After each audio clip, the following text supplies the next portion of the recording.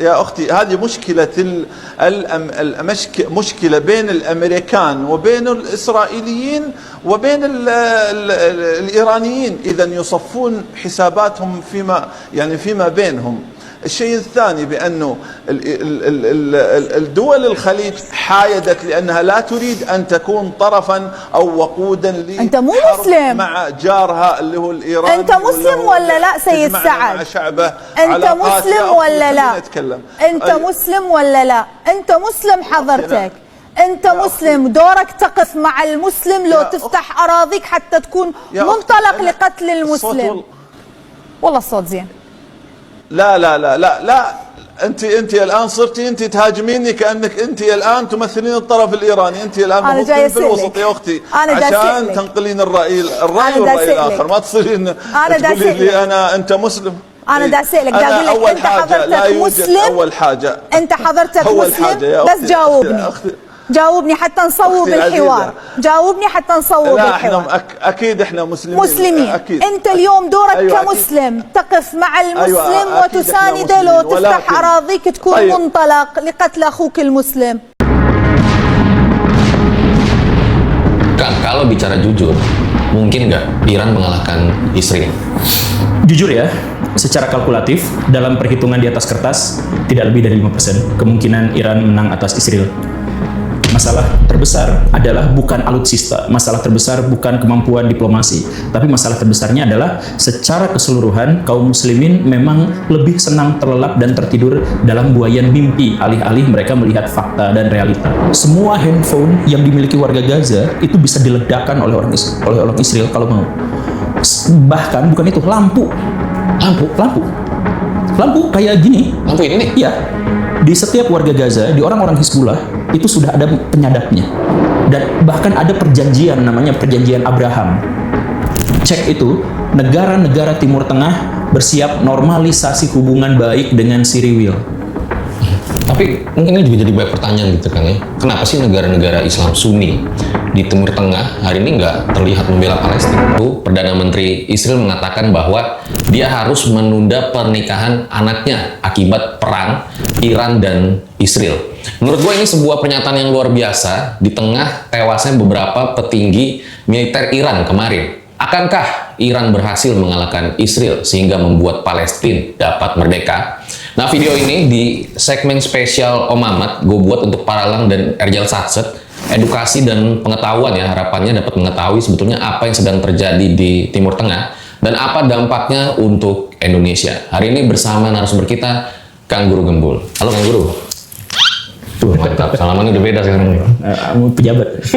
Pejabat biasanya gini, coblos nomor. Biasanya gitu. Ya, mentang-mentang baju saya kades. Pak, ini mungkin kita langsung aja ya. Kang, kalau bicara jujur, mungkin nggak Iran mengalahkan Israel? Jujur ya, secara kalkulatif, dalam perhitungan di atas kertas, tidak lebih dari 5% kemungkinan Iran menang atas Israel. Masalah terbesar adalah bukan alutsista, masalah terbesar bukan kemampuan diplomasi, tapi masalah terbesarnya adalah secara keseluruhan kaum muslimin memang lebih senang terlelap dan tertidur dalam buayan mimpi alih-alih mereka melihat fakta dan realita. Jadi saya ingin jelaskan, kemarin lalu saya membuat sebuah video tanpa tendensi. Saya menjelaskan tentang fakta-fakta 7 lapis kekuatan Israel yang bisa membuat dia itu menang atas Iran. Nah, penjelasan itu gak ada tendensi apapun, tetapi kemudian setengah dari kolom komentar itu isinya hujatan, makian, dan tudingan bahwa saya itu adalah pro terhadap Israel. Apa hubungannya nih? Apa hubungannya saya menjelaskan kekuatan Israel dengan tiba-tiba saya diasosiasikan, diartikan sebagai orang yang mendukung Israel? Gak ada hubungannya. Tapi kenapa masyarakat di Indonesia itu menghubungkannya? Karena ada rasa takut terhadap fakta. Jadi ketika saya jelaskan fakta tentang 7 lapis kekuatan Israel, itu takut, orang-orang kita tuh takut. Dan kemudian akhirnya mereka apa? Berpikir walaupun di atas kertas seperti itu, tapi atas bantuan Allah Subhanahu wa taala Iran pasti menang. Nah, itulah yang menyebabkan kaum muslimin kalah.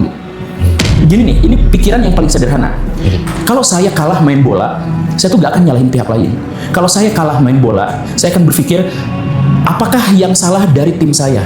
Apakah saya itu strateginya kurang, pemainnya kurang, atau persiapannya kurang, saya akan analisis di situ. Setelah saya analisis di situ, oh ketahuan, saya akhirnya kembangkan itu. Misalkan pelatih saya tuh kurang, saya cari pelatih pengganti untuk tim saya, kan begitu. Nah, tetapi banyak di antara kaum muslimin yang ketika dia dikalahkan, misalkan kalah dalam teknologi, kalah dalam media, mereka itu alih-alih mengakui dan kemudian memperbaiki, mereka itu justru menutupi fakta itu. Setelah ditutupi, mereka kemudian berharap agar mereka bisa rebahan, tidak berjuang untuk memperbaikinya, tidak berjuang untuk mengkoreksinya, tapi kemudian berharap tiba-tiba Tuhan memberikan kemenangan untuk kita. Nah, keinginan dari kaum muslimin, banyak di antara kaum muslimin itu yang seperti itu. Sehingga dalam perang waktu Palestina kalah, ya di mana-mana perang kaum muslimin itu sering kalah, ya karena itu, karena ada kesalahan, ada kelemahan, bukan diperbaiki, bukan diakui, bukan dievaluasi, tapi ditutupi. Kemudian kitanya tidak memperbaiki, dan sambil rebahan kita berharap kepada Allah Subhanahu wa taala semoga kita yang menang. Nah, ini terjadi di mana-mana, termasuk juga di Indonesia. Kita takut sekali sama fakta. Kalau ada orang, ada bangsa, ada kaum yang sudah takut pada fakta, sudah takut pada realita, dia tidak akan pernah menang. Karena setiap kali dikalahkan, dia bermimpi. Setiap dikalahkan, dia bermimpi. Nah, itu masalahnya. Nah, termasuk juga di Iran. Coba kalau misalkan kita lihat apa yang terjadi di sana, saya berbeda pendapat dengan hampir semua media digital di Indonesia, tapi saya berani kasih garansi bahwa apa yang saya amati yang benar. Coba begini ya, selama ini media-media di Indonesia itu mewartakan rudal Iran tembus Isiriwil, rudal Iran tembus Mossad, dan lain sebagainya, begitu kan? Dan kemudian ditampilkan kebakarannya dan sebagainya. Tapi tidak ada dari media itu yang mewartakan hal yang sebaliknya. Di Iran kejadiannya kayak gimana tuh mereka nggak memberitakannya. Artinya apa? Sepihak. Kan kalau perang tuh tembak-tembakan. Nah, yang ini yang disorot sama media itu cuma satu, yang di Siriwil aja, di situ aja, di sini enggak. Nah, coba kita lihat faktanya ya. Sampai video ini dibuat, orang Siriwil yang meninggal itu 20-an. Sedangkan orang Iran yang meninggal itu 200-an. Yang meninggal di Siriwil itu sipil. Yang meninggal di Iran itu petingginya pada meninggal. Ilmuannya pada meninggal. Jadi presisi. Nah, kalau misalkan di Iran yang meninggalnya lebih banyak, artinya apa? Lebih banyak kehancurannya. Tapi kan nggak ditampilkan oleh media-media massa kita, karena media massa ikut arus, ikut selera, ikut pasar. Begitu. Tambahin lagi sedikit lagi. Coba kita cek. Iran melakukan serangan pada Siriwil pakai apa? Rudal. Sedangkan Siriwil nyerang Iran pakai apa? Pesawat jet tempur. Artinya apa? Artinya angkasa Iran sudah menjadi milik Siriwil. Mereka lalu lalang tuh pakai jet. Sedangkan Iran nyerangnya pakai rudal balistik, dia lempar keluar angkasa, jatuhinnya lagi di situ. Artinya apa? Artinya wilayah udara dari Siriwil itu tidak mereka kuasai. Ya, jadi kalau yang saya tangkap bahwa perjuangan itu masih panjang. Kalau dari jawaban Akang gitu ya, ayo kita berjuang, kita evaluasi, kita perbaiki diri sehingga nanti bisa menang gitu kira-kira. Iya, coba bayangkan. Siriwil itu wilayahnya kecil. Dia tuh sekitar 22.000 km. Jawa Tengah aja 32.000 km. Ini gak sampai segede Jawa Tengah. Dikelilingi oleh Arab Saudi yang segitu gede, dikelilingi Jordan yang segitu gede, dikelilingi Suriah yang segitu gede. Tapi Saudi Arabia ngasih minyak, Suriah ngasih gas. Ke Siriwil, ke Iran gak dikasih. Kenapa? Karena kekuatan diplomasi dari Siriwil itu bahkan menyandra raja-raja Arab, Uni Emirat Arab. Itu jadi tempat peluncuran rudal-rudal untuk mencegat rudalnya Iran. Jordania juga seperti itu, Suriah apalagi. Bagaimana dengan Bahrain? Bahrain itu sudah lama jadi teman dekatnya Siriwil. Karena apa? Kemampuan Siriwil dalam diplomasi. Kemudian apa? Siriwil itu punya kemampuan punya kuciose itu. Datang Amerika. Jadi Amerika ini saya yakinkan, saya punya referensi yang tegas dan jelas. Bahkan ketika kepentingan Siriwil itu tidak sesuai dengan kepentingan Amerika, Amerika akan mengorbankan kepentingan nasionalnya demi mendukung Siriwil. Kenapa itu begitu? Kekuatan diplomatiknya. Jadi kekuatan diplomatik Siriwil itu nyerangnya pakai dua baris, pakai baris sekuler, pakai baris religius. Religius itu ada kelompok diplomatik, kelompok lobby politik Siriwil yang mengaitkan dengan evangelis Kristen. Nah, itu kuat sekali, apalagi di Partai Republik.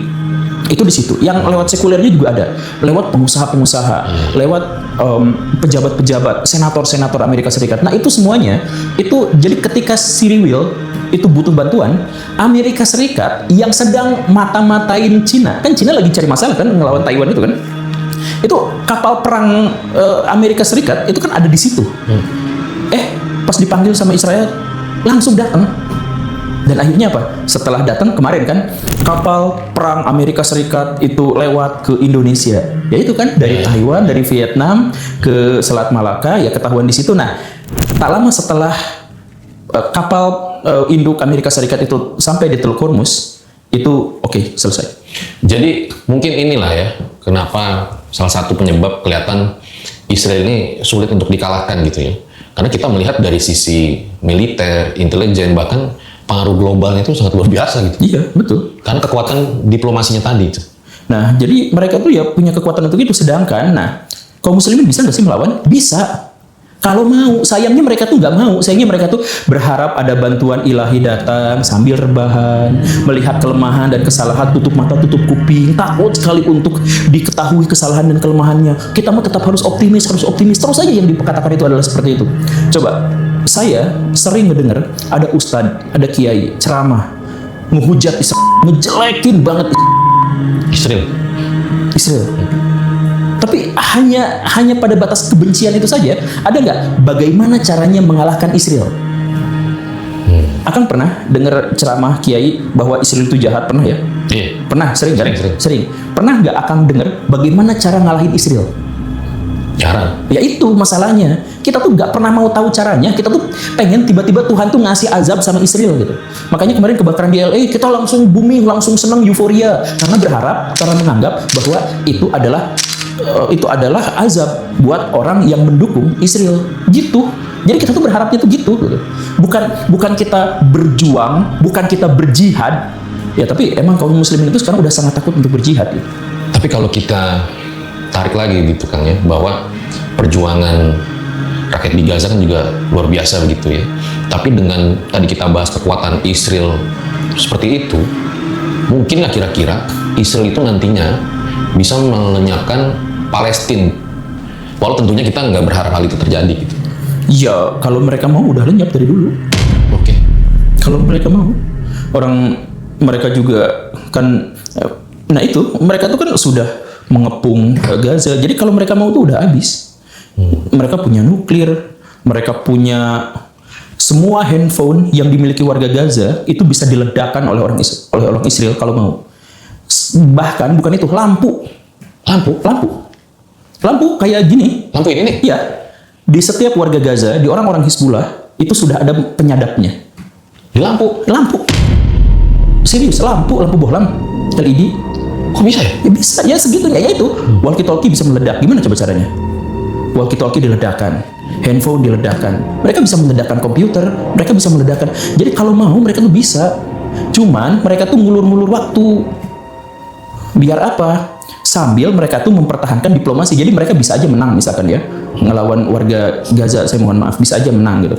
Nah, tapi kalau udah itu, mereka akan dihujat habis-habisan karena menghilangkan entitas politik dari muka bumi yang namanya jalur Gaza itu kan begitu. Nah kalau sudah begitu itu parah banget. Itu akan menghabisi atau mengurangi bargaining mereka di dunia internasional. Nah biar gak itu dikit-dikit gitu. Jadi nah fakta ini pun itu tidak mau diterima oleh kaum muslimin. Pengennya tuh Gaza menang. Gimana caranya? Titik. Kemarin Pak Prabowo minta, oke, pengungsi-pengungsi dari Gaza datangkan ke sini. Kita nggak mau. Kenapa kaum muslimin itu tidak berpikir bagaimana caranya untuk misalkan lawan propaganda dengan propaganda, lawan senjata dengan senjata, lawan diplomasi dengan diplomasi. Yang kita lakukan malah lawan diplomasi dengan berdoa sambil rebahan, lawan senjata dengan rebahan dan berdoa. Ya gitu aja terus semuanya. Itu warga Gaza tuh setiap tahun mereka tuh dihabisi terus-terusan. Anak-anak mereka itu kelaparan. Ada nggak di antara kita yang mau bantu? Yang mau bantunya nggak, cuman omon-omon doang. Nah, setelah omon-omon doang, pas mau diungsikan ke sini juga tidak boleh. Itu yang diterima oleh warga Gaza itu. Dan dalam situasi yang seperti itu, Saudi Arabia menyuplai terus-terusan minyaknya kepada Siriwil. Qatar ngasih terus-terusan gas mereka kepada Siriwil. Dan bahkan ada perjanjian namanya perjanjian Abraham. Cek itu, negara-negara Timur Tengah bersiap normalisasi hubungan baik dengan si Riwil. Tapi mungkin ini juga jadi banyak pertanyaan gitu Kang ya. Kenapa sih negara-negara Islam Sunni di Timur Tengah hari ini nggak terlihat membela Palestina? Ya karena mereka tuh udah ditakut-takutin dan udah disandra. Jadi gini nih, ketika ada dulu Mei 2024, pemerintah Iran menyatakan perang terhadap si Riwil. Besoknya dia meninggal gara-gara kecelakaan helikopter. Jadi kalau ada raja Timur Tengah yang berani ngomong kayak gitu, dia juga bakal mati sekeluarga. Dan nggak tahu bagaimana caranya. Yang jelas si Riwil punya banyak akses untuk melakukan itu. Karena apa? Yang nyuplai teknologi, yang nyuplai komputer, yang nyuplai untuk minyak apa segala rupa buat negara-negara Arab itu apa? Emang orang Arab bisa menciptakan teknologi, bisa bikin TV, bisa bikin kulkas, bisa bikin AC, mereka nggak bisa. Jadi ketika mereka mau beli kulkas, beli TV, ya mereka harus ngambil dari negara lain.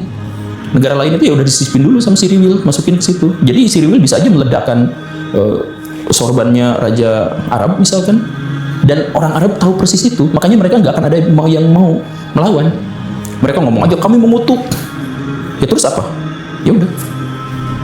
Sampai seperti itu ya. Karena kan kalau kita lihat dulu di Perang Dunia Kedua gitu ya, bahwa Pak Kumis gitu dengan dia membenci Yahudi sampai akhirnya terjadi migrasi besar-besaran, dan sekarang mereka sudah punya kekuatan seperti itu. Iya, karena dimulainya bukan dari teknologi yang saya bilang tadi. Yang dimulainya itu bukan dari teknologi, bukan dari apa? Dari mental. Nih, coba ya. Ketika diserang sama Bapak Kumis Kotak, terus mengungsi ke Palestina, artinya apa? Orang si Riwil dan orang Palestina itu memiliki garis start yang sama. Betul kan? Garis startnya sama. Orang Palestina pada waktu itu jajahan Inggris, orang si Riwil datang ke situ juga sebagai pengungsi yang datang ke jajahan Inggris. Begitu kan? Startnya sama. Tapi 30 tahun kemudian si Riwil jadi sangat maju, sedangkan Palestina kenapa nggak maju? Ya karena dimulai dari mental. Coba lihat, Indonesia dengan Jepang itu startnya sama. Indonesia baru merdeka tahun 45, Jepang beres di bom tahun 45. Sama kan? Sama-sama Agustus. Sama-sama pertengahan Agustus. Beda 3 hari, 14 Agustus dan 17 Agustus. Anggaplah poinnya bersamaan. Tapi Jepang jadi semaju sekarang, sedangkan Indonesia tidak. Kenapa? Mental. Sesederhana bahwa kita tuh masih buang sampah sembarangan, sesederhana bahwa kalau di lampu merah, itu motor dan mobil itu selap-selipan. Sesederhana itu. Dan itu pernah dikatakan sama seorang perwira militer si Riwil yang sangat terkenal, si Dai Mose itu. Dia bilang, kami tidak pernah akan takut dengan orang-orang Arab, karena kami tahu bahkan mereka tidak bisa mengantri. Sesimpel itu. Artinya apa? Tidak mengantri berarti tidak taat pada peraturan, tidak akan tunduk pada pemerintah yang otoritatif. Mereka sukanya berangasan, pengennya jalur praktis. Nah, jadi hanya dari mengantri saja kita tahu mentalnya gimana. Nah, mental itulah. Tapi kalau kita balik lagi tadi Pak Guru ya, bicara Pak Kumis nih di Perang Dunia Kedua begitu ya. Sebetulnya alasan dia sangat benci Yahudi itu menurut Pak Guru apa? Ada 3 hal. Yang pertama itu adalah urusan pribadinya dia. Yang kedua itu adalah urusan ideologinya dia. Dan yang ketiga itu adalah urusan ekonomi. Jadi urusan pribadinya itu adalah karena Pak Kumis itu sebenarnya juga adalah orang Yahudi. Oh ya? Ya, jadi ibunya orang Jerman, orang Austria sebenarnya. Sama orang Yahudi. Lahirlah dia. Jadi dia tuh sebenarnya adalah anak haram gitu. Anak yang ya sebenarnya panjang lah ceritanya dan agak rumit itu disebut agak susah, tapi kekerasan seksual ya jelas gitu ya. Nah, kemudian si ibunya itu juga mendapatkan kekerasan terus-terusan sepanjang hidupnya dari orang-orang Yahudi itu. Makanya bahkan ketika dia sudah dewasa, sudah jadi kanselir, dia katakan ada orang yang lebih saya benci daripada orang Yahudi, yaitu laki-laki yang memukul perempuan. Jadi itu dasar kebencian. Jadi dia lihat ibunya tuh terus-terusan. Jadi sedangkan dia sebagai anak itu benar-benar waktu kecil nggak berdaya gitu. Tapi itu terekam. Kemudian yang kedua itu adalah masalah ekonomi. Jadi sejak kecil toko-toko, pengusaha-pengusaha yang kaya raya di atas penderitaan, kemiskinan orang-orang Austria dan Jerman itu adalah orang-orang Yahudi. Jadi dia setiap datang ke toko yang agak kaya sedikit aja, Yahudi lagi, Yahudi lagi. Nah, udah mah dia benci, punya dendam pribadi, dia iri dengki juga. Dan ditambah pada akhirnya nanti dia punya keyakinan ideologis bahwa bangsa Arya, orang kulit putih bule-bule itu adalah ras yang tertinggi, yang paling unggul, puncak dari evolusi manusia. Dan karena itu dia mustahil bisa dikalahkan. Kalau faktanya ada yang bisa mengalahkan itu, maka dia tuh harus dihilangkan dari muka bumi. Ya, Yahudi itu harus dihilangkan dari muka bumi. Nah, itu adalah alam pikirannya si Bapak Kumis. Ditambah ekonominya memang saat itu mereka yang megang, yang menguasai. Iya, sampai sekarang juga sebenarnya sih. Bahkan di Jerman pun sampai sekarang masih. Kekuatan dari lobby Cyril itu juga di Eropa justru yang paling kuat lobbynya itu ya di Jerman. Di Jerman ya? Yang paling kuat dominasi diplomasi Cyril itu di Jerman. Setiap tahun Jerman itu masih dipalakin dan ngasih berapa miliar dolar gitu setor Jerman. Tapi Kang, apa ada alasan lain? Kita kan tahu ya banyak sekali warga sipil, anak-anak, perempuan kehilangan nyawa atas tindakan yang dilakukan oleh Israel gitu. Kenapa dunia sangat menutup mata gitu? Iya, dunia butuh. Sesimpel itu. Jadi, ya itu, bayangkan misalkan setengah dari seluruh pengusaha di Amerika Serikat itu berafiliasi dengan kepentingan Cyril. Senator itu antara 40-60% pasti dukung Cyril. Oke. Nah, jadi secara politik dia dukung. Terus secara ekonomi dia dukung. Terus apa? Jadi misal kalau Cyril kalah, ya emang Amerika Serikat mau kehilangan setengah dari kekuatan ekonominya? Ya enggak lah. Kan gitu pikiran sederhananya. Terus ilmuwan-ilmuwan juga banyak yang dari Yahudi itu.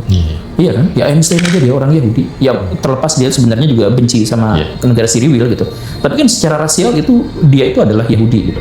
Nah, demikian pun dengan sekarang itu pusat-pusat penelitian, riset di Eropa itu kekuatan banyak sekali mendapatkan kekuatan itu dari suntikan orang-orang Cyril. Nah, sedangkan orang Islam apa kontribusinya? Kurang. Sekarang ya? Iya, malah lebih banyak mintanya daripada ngasihnya.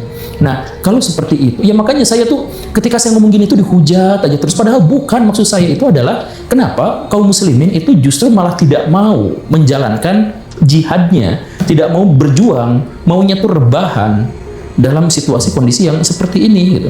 Jadi ujian aja nyontek, masuk jadi kades aja nyogok. Ya gimana mau maju gitu kalau gitu? Itu kan jihad kita. Nah, orang-orang Cyril itu kan ya mereka tuh punya reputasi yang besar dalam teknologi, dalam digitalisasi, dalam media. Kekuatan cyber mereka itu adalah yang paling kuat di dunia.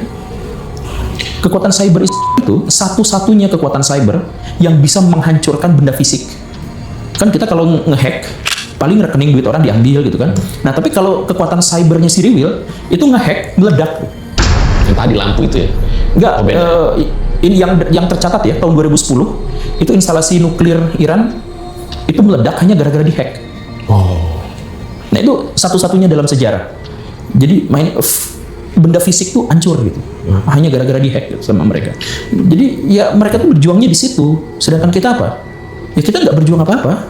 Kita hanya wah nanti kalau kelebihan uang gimana ya? Ya udah umroh. Nah gitu.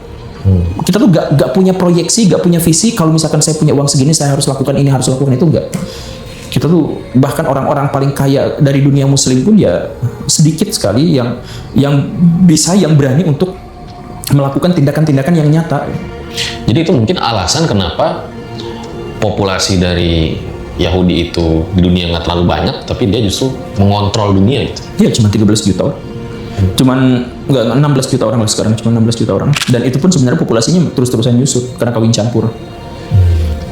Iya, tapi gara-gara semakin kepepet mereka itu ya semakin gila untuk berusaha menjadi yang dominan gitu. Jadi kompaknya itu mereka tuh luar biasa. Jadi kalau misalkan ada seorang Netanyahu tiba-tiba membatalkan pernikahan anaknya gara-gara ini, ya itu di luar tabiat orang Islam. Itu pengecut dan memalukan. Yang ngomongin soal nikah pas zaman perang ya, dia yang memulai perang, dia yang saya menunda, ya gimana sih ceritanya? Tapi ini nanti pasti banyak bertanya juga kan, dari tadi kita bahas tentang kekuatan-kekuatan Israel gitu. Nanti pasti ada yang nanya juga nih netizen. Lah katanya kuat, tapi kok rudal Iran ada yang tembus juga gitu. Iya kan, Iron Dome itu mencegat 10% dan memang benar. Dari 100 yang diluncurkan Iran, 10 yang tembus. Itu kalkulatif, udah dikalkulasikan. Nah, yang sekarang tidak tertembus itu adalah yang hypersonic, yang balistik. Tapi yang balistik itu Iran sangat terbatas. Total rudal Iran tuh sekitar 5 ribuan. Dan sekarang udah diluncurkan 500. Sampai video ini dibuat ya. Udah 500? Udah 500. Nah, yang tembus tuh ya 50. Sekitar itu 50 sampai 60 lah. Nah, itu yang kena ke gedung-gedungnya, tapi gedungnya juga acak kan. Ada yang Mossad memang kena apa, tapi kan sisanya itu acak gitu. Sedangkan yang Cyril itu kan presisi kan. Target. Satu kali tembak, satu ilmuwan mati gitu kan. Satu kali tembak, satu perwira militer mati gitu kan. Nah, segitunya. Nah, jadi kalau misalkan Iron Dome jebol, ya memang jebol. Wajar jebol. Karena memang nggak ada satupun pertahanan udara dalam tanda kutip itu yang sempurna sepenuhnya gitu, nggak ada di Amerika Serikat tuh nggak akan ada yang seperti itu ya, pasti jebol juga ujung-ujungnya gitu. Nah, cuman Cyril itu intinya itu adalah sudah menguasai jalur udara ke Iran. Bahaya Jadi banget itu ya. Bahaya banget itu. Karena Suriahnya udah ditaklukkan. Jadi Suriah kemarin itu kan menang, hore, benderanya langsung ganti gitu kan. Nah, nggak lama setelah itu kan Cyril langsung ambil alih, langsung nyerang dan langsung menang gitu kan. Nah, setelah itu apa? Pesawat-pesawat tempur. Jadi gini, pesawat tempur itu kan jelajahnya sekitar 3 ribuan, ada yang sampai misalkan 4 ribuan kilometer gitu ya. Nah, jadi kalau Iran mau nyerang ke Cyril pakai pesawat tempur itu nggak bisa. Karena habis di jalan bahan bakarnya.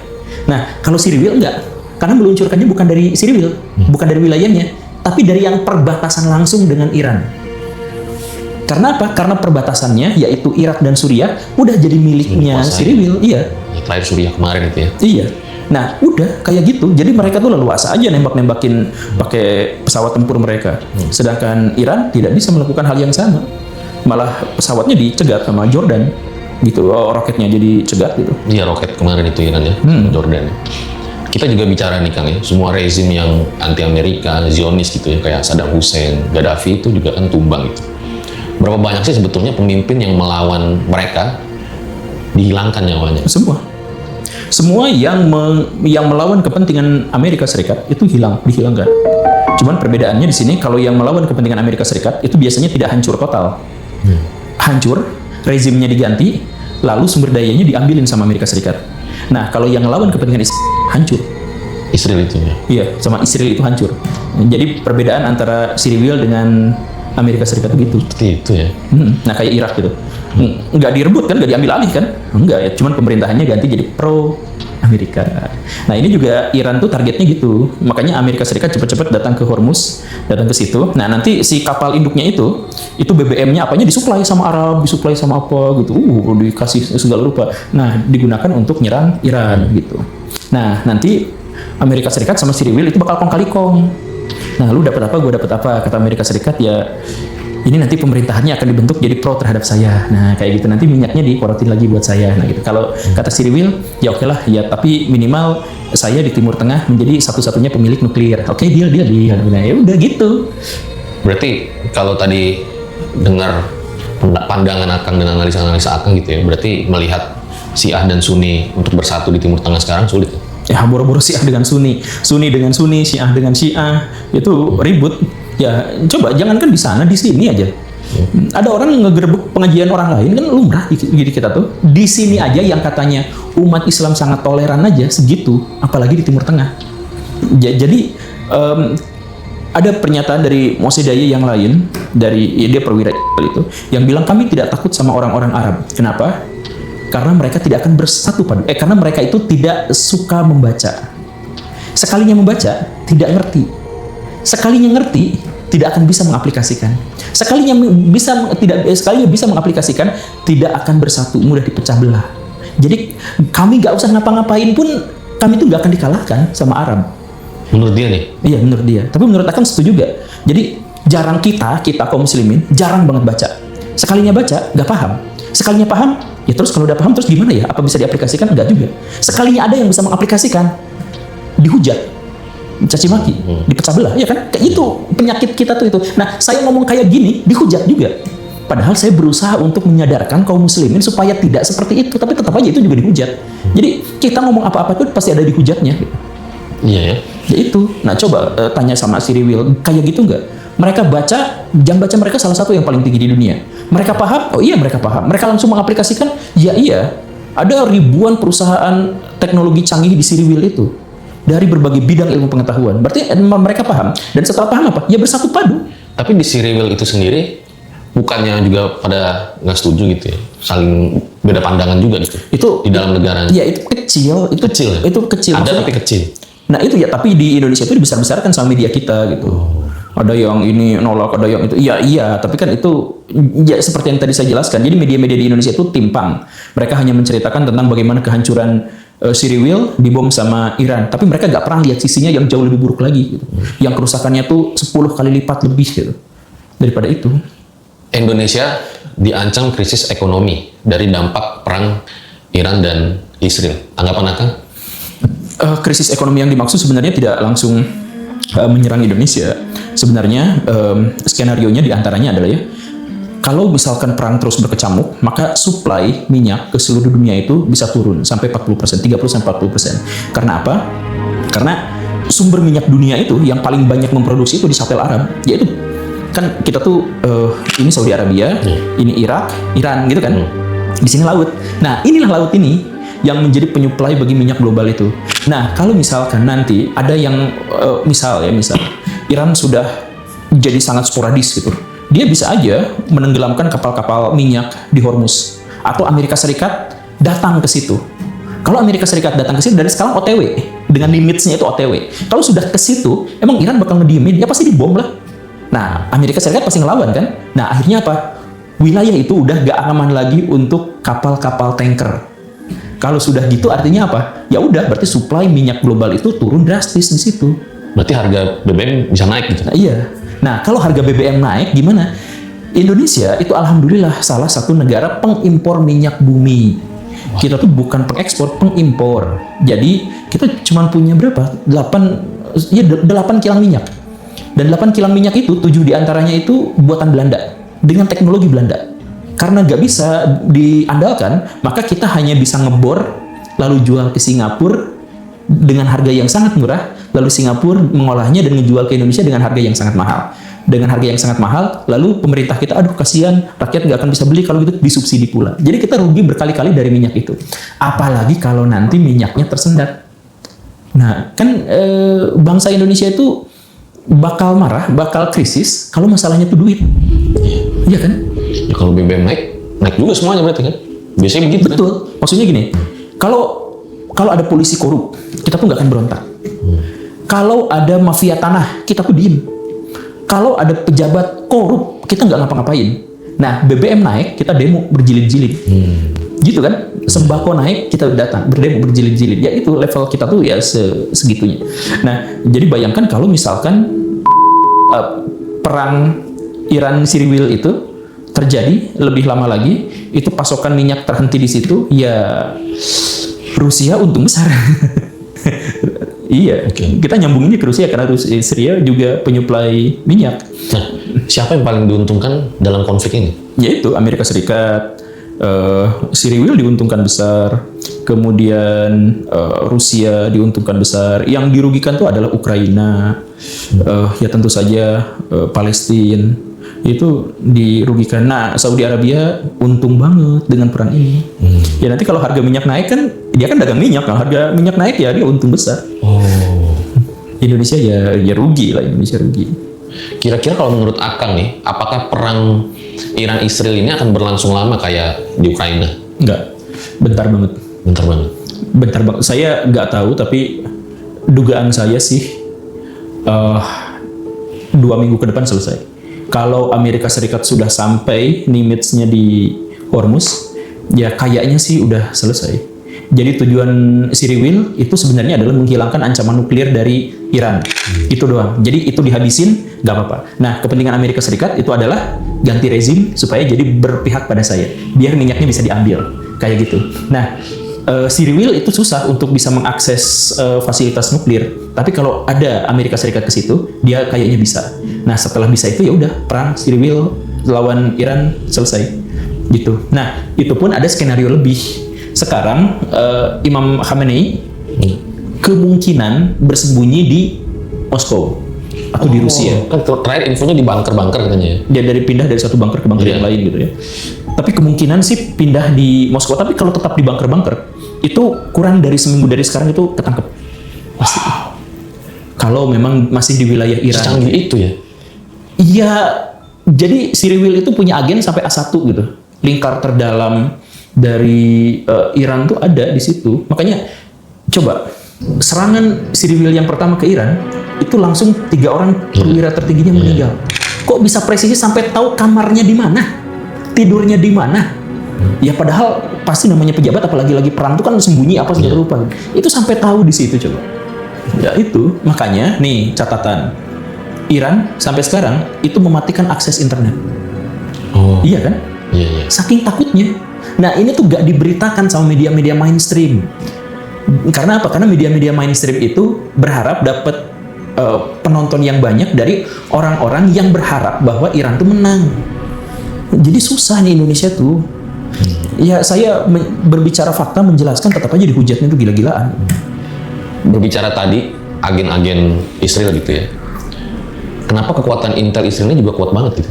Ya itulah salah satu kekuatan Cyril itu di situ. Jadi kalau alutsista mereka tuh sebenarnya nggak signifikan di bawah Indonesia jumlahnya.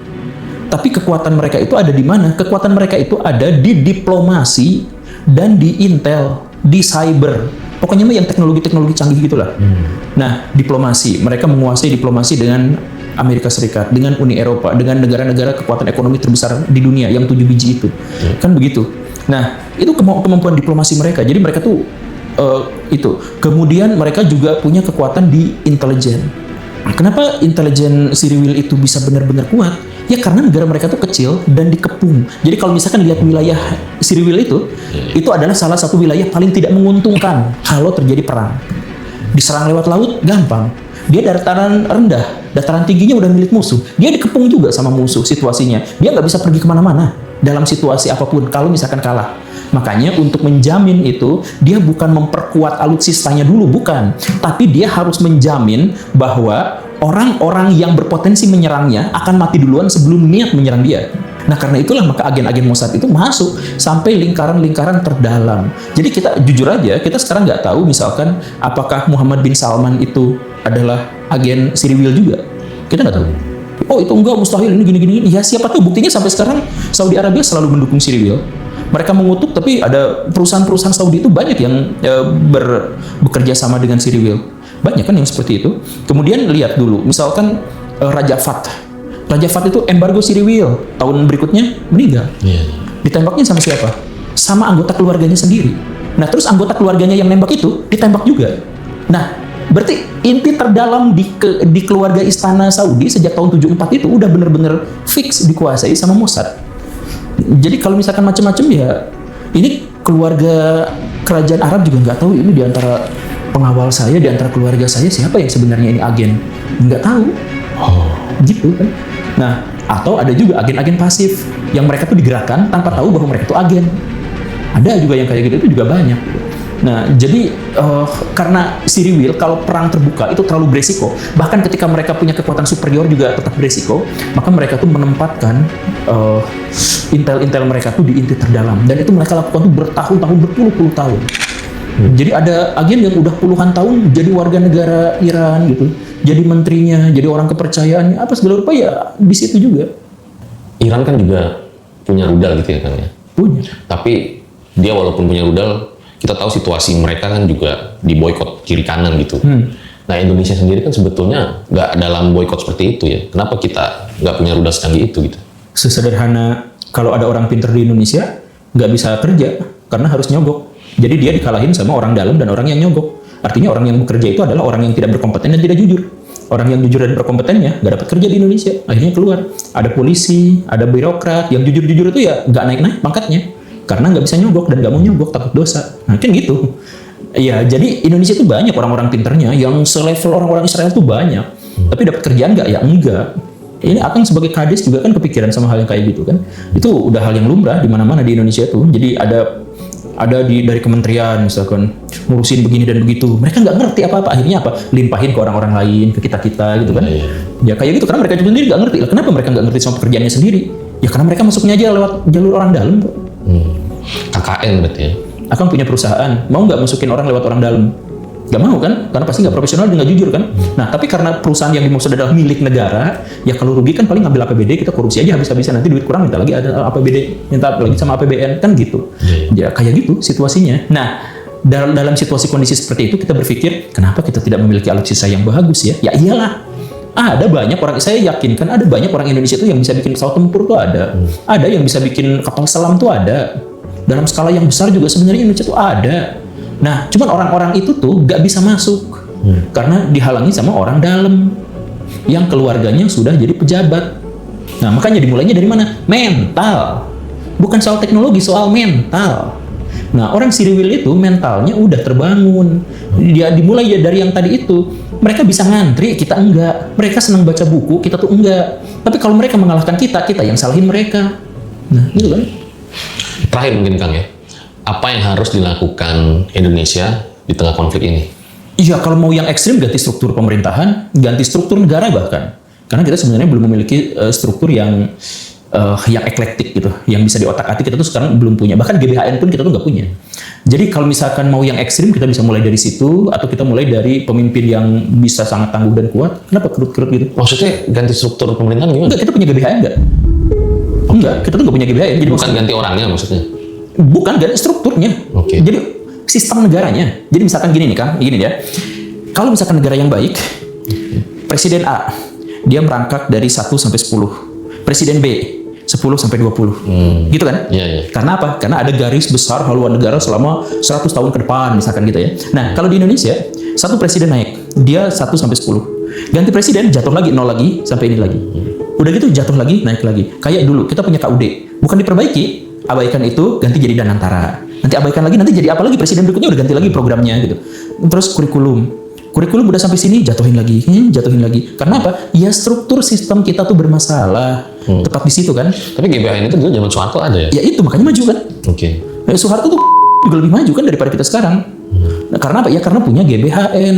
Jadi dalam rentang waktu sekian tahun, siapapun pejabatnya, siapapun menterinya, tujuannya itu udah ke situ gitu. Lah kita sekarang enggak. Jangankan kepala negara, kepala daerah pun sama gitu. Saya punya pejabat di Jawa Barat gitu. Dulu Kang Emil, katakanlah 0 sampai 10. Pas ganti ya jatuhin lagi, gini. Nanti jatuhin lagi, gitu aja terus. Jadi stuck aja di situ. Karena apa? Karena kita mengkhianati Pancasila. Pancasila mengatakan bahwa kerakyatan yang dipimpin oleh hikmah kebijaksanaan, kita malah pilkada serentak, nggak nyambung. Ya banyak lah itu kalau misalkan dalam hal struktur gitu ya. Kalau misalkan dalam hal mental kita juga terkait dengan pendidikan banyak. Kita tuh benar kusut lah banyak, tapi yang jelasnya adalah ya kita tuh harus menjadi bagian dari solusi, berkontribusi terhadap solusi itu. Jadi kalau misalkan Akang jadi YouTuber, ya udah perjuangkan dengan profesi Akang sebagai YouTuber. Kalau misalkan ada teman-teman yang kerjaannya adalah notaris, ada yang jadi tukang pengacara, ada yang jadi polisi, ya perbaiki, jadilah orang-orang yang berkontribusi terhadap perbaikan Indonesia dari peran dan statusnya masing-masing. Ya mungkin itu kali ya yang akhir dari episode ini, bahwa di tengah gempuran rudal dan propaganda, kita sering lupa bahwa perjuangan itu bukan soal senjata, tapi soal keberpihakan dan juga soal suara. Bung Karno pernah berkata, selama penjajahan atas bangsa Palestina itu masih terjadi, maka selama itulah bangsa Indonesia menantang penjajahan Israel. Ini bukan soal agama, ini bukan soal Timur Tengah, tapi ini adalah soal kemanusiaan. Dan tugas kita adalah tetap waras, tetap kritis, dan juga tetap bicara.